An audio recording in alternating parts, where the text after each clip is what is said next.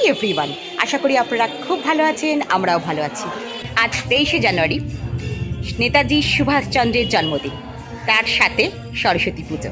সকলকে জানাই সরস্বতী পুজোর অনেক শুভেচ্ছা। আমার বাড়ি অবশ্য সরস্বতী পুজো হয় না, তাও একটু আমি আর রোদ্দুর সাজুগুজু করে বেরিয়ে পড়েছি ঘুরতে। আমার বাড়ির ধন্যিটি চললেন সাজুগুজু করে একটু ঘুরতে। আজকে অবশ্য হলুদ ছেড়ে বেগুনি পরি হয়েছে। আমার বাড়িতে একদম জ্যান্ত সরস্বতী এসে হাজির। মিষ্টিকে দারুণ লাগছিল। আমি আর রোদ্দুর একটু ঘুরতে বেরিয়ে গেছি। রাস্তাঘাটে দেখছি প্রচুর মেয়েরা সাজুগুজু করে ঘুরে বেড়াচ্ছে। রোদ্দুরের দিদি যেহেতু বেরিয়ে গেছে, তাই রোদ্দুরকে আমাকে নিয়ে একটু ঘুরতে যেতে হলো। এটা হচ্ছে আমাদের পাড়ার ঠাকুর। সবেমাত্র পুজো শুরু হওয়ার তোড়জোড় চলছে, তাই পাড়ার দাদারা সবাই মিলে এখানে এসে জমায়েত হয়েছে।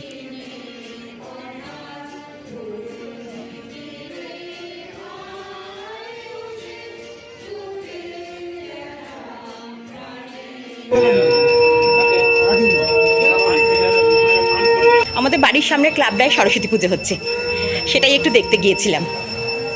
সরস্বতী পুজোর দিন যেটা ছাড়া একদম চলে না, সেটা হচ্ছে এরকম কুল। আজকে দুপুরে আমাদের বাড়িতে রান্না হয়েছে খিচুড়ির বদলে ফ্রায়েড রাইস। মিষ্টি মিষ্টি কাজু কিশমিশ সব কিছু দিয়ে ফ্রায়েড রাইস, ছোট আলুর দম, যেটা আমরা খুব ভালোবাসি। যে কোনো জিনিসে, মানে বিশেষ করে নিরামিষের দিনে এরকম ছোট ছোট আলুর দম হলে খুব ভালো লাগে।